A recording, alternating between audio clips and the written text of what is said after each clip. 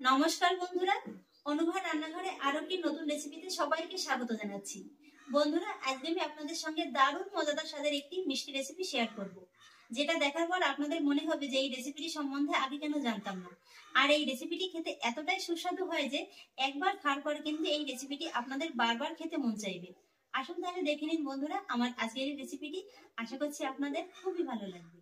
বন্ধুরা, আজকের এই রেসিপিটির জন্য শুরুতেই আমি একটি বড় জায়গার ভিতরে নিয়ে নিচ্ছি 1 কাপ ময়দা। আর এরপর এই ময়দার ভিতরে আমি দিয়ে দেব স্বাদ অনুযায়ী লবণ,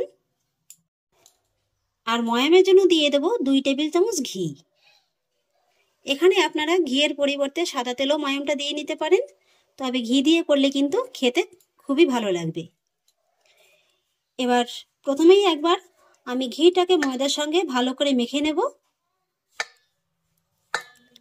আর তারপর আমি এই ময়দার ভিতরে অল্প অল্প করে নরমাল জল দিয়ে একটি শক্ত ডো তৈরি করে নেব। খেয়াল রাখবেন ডোটি যেন কোনোভাবেই নরম না হয়ে যায়।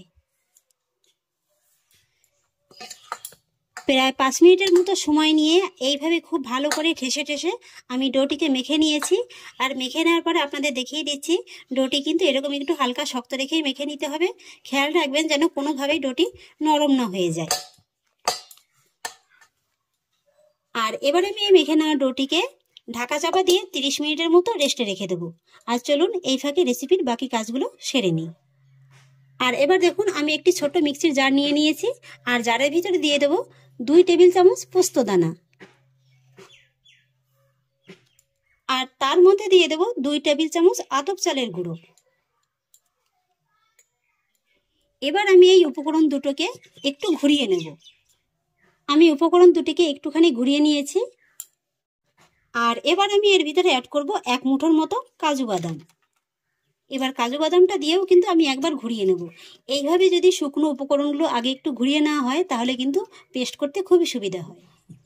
কাজু বাদামটা দিয়েও আমি একবার ঘুরিয়ে নিয়েছি। আর এবার আমি এর ভিতরে অ্যাড করব 1/2 কাপের মতো ফ্রেশ নারকেল কোড়া। বন্ধুরা, এই রেসিপিটি কিন্তু সম্পূর্ণ নতুন একটা রেসিপি।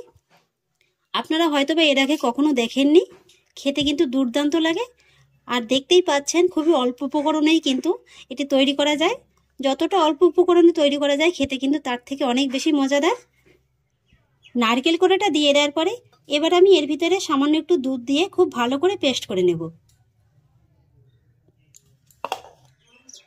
এই যে দেখুন বন্ধুরা, আমি খুব সুন্দর করে পেস্ট করে নিয়েছি। এইভাবেই কিন্তু খুব মিহি করে একেবারে পেস্ট করে নিতে হবে।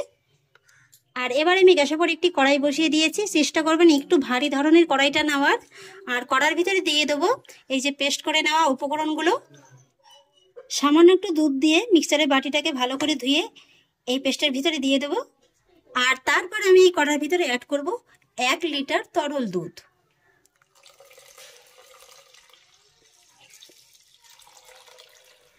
দুধের সঙ্গে এই মিশ্রণটাকে একবার ভালো করে মিশিয়ে দেব। আর তারপর গ্যাসের ফ্লেমটাকে লোয়ে রেখে আমি এই দুধটাকে এইভাবে অনবরত নেড়েচেড়ে 20 মিনিটের মতো জাল করে নেব। বন্ধুরা, এই সময় কিন্তু গ্যাসের ফ্লেমটা একেবারে হাইতে কিংবা মিডিয়ামে রেখে দুধটাকে জাল করতে যাবেন না, লো ফ্লেমেই জাল করে নিতে হবে। আর এইভাবে কিন্তু নাড়ানোটাও একেবারে বন্ধ রাখা যাবে না। যেহেতু এর ভিতরে চালের গুঁড়ো আর পোস্ত দানাটা পড়েছে, তাই যদি নাড়ানোটা বন্ধ করা হয় তাহলে কিন্তু খুব সহজেই নিচ থেকে ধরে যাওয়ার ভয় থাকে। ফিরে এলাম বন্ধুরা 20 মিনিট বাদে। আর এই দুধটা 20 মিনিট জাল করার পরে দেখুন কমে কিন্তু অনেকটা ঘন হয়ে গেছে। আর এর ঘনত্বটা দেখুন ঠিক এরকমই হয়েছে। আর এবার আমি এই জাল করে নেওয়া দুধের ভিতরে অ্যাড করব 3/4 কাপ চিনি। তবে চিনির স্বাদটা কিন্তু সম্পূর্ণই আপনারা আপনাদের স্বাদ অনুযায়ী দেবেন, কম কিংবা বেশি দিতে পারেন। এবার চিনিটাকে দুধের সঙ্গে একবার ভালো করে মিশিয়ে নেব। আর তারপর সুন্দর একটা ফ্লেভারের জন্য অ্যাড করব সামান্য একটু এলাচের গুঁড়ো। এলাচ গুঁড়োটাও ভালো করে মিশিয়ে নেব। আর তারপরে এই দুধটাকে লো ফ্লেমে আমি আবারও 5 মিনিটের মতো জাল করে নেব। ফিরে এলাম বন্ধুরা আবারও 5 মিনিট বাদে। আমার দুধটা কিন্তু জাল করা হয়ে গেছে। আর আমার বন্ধুরা হয়তো এতক্ষণে ভাবছেন যে দিদি ভাই আজকে কি রেসিপি শেয়ার করতে চলেছে। বন্ধুরা, আজকে আমি তেলেঙ্গানার একটি বিখ্যাত রেসিপি পালা পুরি আপনাদের সঙ্গে শেয়ার করতে চলেছি। এটা কিন্তু খুবই পুরনো এবং বিখ্যাত একটি রেসিপি। খেতে কিন্তু খুবই ভালো লাগে। আজকে আমাদের পশ্চিমবঙ্গের রাজ্যতে বসেও আমরা তেলেঙ্গানার বিখ্যাত রেসিপি কিন্তু ঘরে বসেই খেতে পারবো। এবার আমি গ্যাসের ফ্লেমটাকে অফ করে দেব। আর তারপরে এই জাল করে নেওয়া দুধটাকে ঢাকা চাপা দিয়ে একটা সাইডে সরিয়ে রাখবো। এই কাজগুলো সারতে সারতে এদিকে 30 মিনিট হয়ে গেছে। আর এবার আমি ডোয়ের ঢাকাটিকে তুলে নিচ্ছি। ডোটিকে হাত দিয়ে আরেকবার একটু মেখে নেব। তারপর এই ডো থেকে ছোট ছোট করে লেচি কেটে নেব। লেচির সাইজটা হবে আমরা সাধারণত লুচি বানানোর জন্য যেরকম কেটে থাকি তার থেকে একটু ছোট।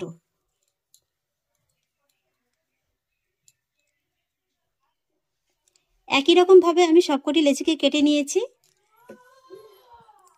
আর এবার আমি এই লেচিগুলোকে সব বেলে নেব। সামান্য ময়দা দিয়ে আমি লেচিটাকে বেলে নেব।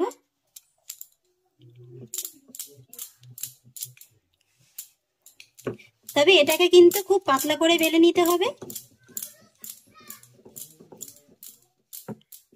এই যে দেখুন বন্ধুরা, আমি একটা লেচিকে বেলে নিয়েছি। আর এই যে দেখুন, ঠিক এরকমই কিন্তু পাতলা করে বেলে নিতে হবে।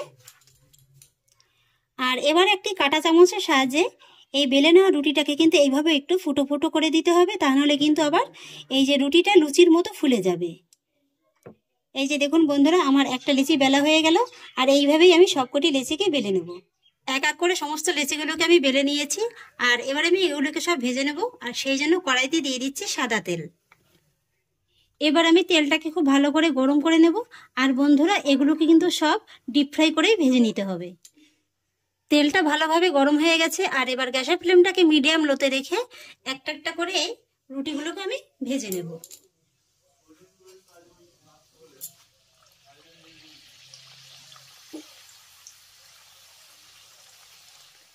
আর এইগুলোকে কিন্তু বন্ধুরা গোল্ডেন ব্রাউন করে ভেজে নিতে হবে। এই যে বন্ধুরা, আমার একটা পুরি ভাজা হয়ে গেছে। এই যে দেখুন, দেখে নিশ্চয়ই বুঝতে পারছেন যে এটা কতটা খাস্তা হয়েছে। আর এই লেচিটাকে যদি এইভাবে ছিদ্র ছিদ্র করে না নেওয়া হতো তাহলে কিন্তু এটা লুচির মতো ফুলে যেত। এইভাবেই কিন্তু খাস্তা করে আর গোল্ডেন ব্রাউন করে ভেজে নিতে হবে। আর এইভাবেই আমি সবকটি পুরি ভেজে নেব। এই যে বন্ধুরা, আমি একা করে সমস্ত পুরিগুলোকে ভেজে নিয়েছি। আর এই পুরিগুলো খেতে এতটাই টেস্টি হয় না যে আপনারা এগুলো কিন্তু শুধু মুখে সন্ধ্যাবেলা চায়ের সঙ্গে স্ন্যাক্স হিসেবেও খেতে পারেন। খেতে কিন্তু দুর্দান্ত লাগে। আর এবার আমি এই পুরিগুলোকে দুধের মালাইতে চুবিয়ে নেব। তবে তার আগে দুধের মালাইটাকে আমি হালকা করে একটু গরম করে নেব। যেহেতু অনেকক্ষণ আগে তৈরি করে রেখেছি তাই ঠান্ডা হয়ে গেছে। এইভাবে কিন্তু একটু হালকা করে গরম করে নিতে হবে। আমি মালাইটাকে হালকা গরম করে নিয়েছি। আর এবার আমি এক একটা করে পুরি এই মালার ভিতরে দিয়ে দেবো। তবে এই পুরিগুলো কিন্তু মালার ভিতরে দিয়ে খুব বেশি সময় নিয়ে রাখতে যাবেন না। খুব বেশি হলে 15 সেকেন্ডের মতো রাখবেন। তা নাহলে কিন্তু আবার এর ভিতরে যে খাস্তা ভাবটা আছে সেটা কিন্তু নরম হয়ে যাবে।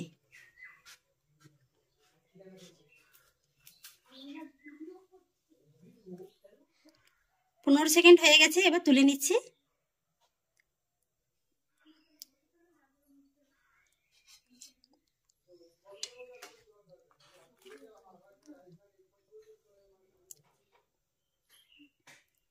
কি বন্ধুরা, দেখে এখনই খেতে ইচ্ছে করছে তো? দেখতেই পেলেন তৈরি করা কতটা সহজ। খুব সহজ উপায়ে কিন্তু আপনারাও বাড়িতে তৈরি করে নিতে পারবেন। এইভাবেই আমি পুরো পুরিটাকে এই মালার ভিতরে কোট করে নেব। এবার আমি এই পালা পুরিগুলো একটি সার্ভিং প্লেটে সার্ভ করে নিচ্ছি। আপনারা চাইলে এইভাবে গোটা অবস্থাতেও সার্ভ করে নিতে পারেন। তবে আমি একটু এইভাবে ভেঙে ভেঙেই তারপর সার্ভ করছি।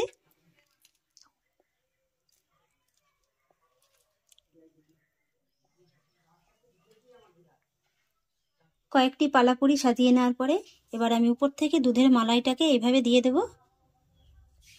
এই যে বন্ধুরা, তৈরি হয়ে গেল তেলেঙ্গানার বিখ্যাত রেসিপি পালাপুরি। দেখতেই পেলেন তৈরি করা কতটা সহজ, আর দেখতে দেখুন কতটা লোভনীয় লাগছে। তাহলে কেমন লাগলো আমার আজকের এই রেসিপিটি বন্ধুরা, অবশ্যই কিন্তু আমাকে কমেন্টে জানাবেন। সেই সঙ্গে বন্ধুদের সঙ্গে শেয়ার করবেন। আর প্লিজ বন্ধুরা, যদি আমার পরিবারের নতুন সদস্য হয়ে থাকেন তাহলে একটা সাবস্ক্রাইব করে পাশে থাকা বেল আইকনটি প্রেস করে দেবেন। ফিরে আসছি এরকমই পরের অন্য কোনো নতুন রেসিপি নিয়ে। সবাই ভালো থাকুন, সুস্থ থাকুন। ধন্যবাদ।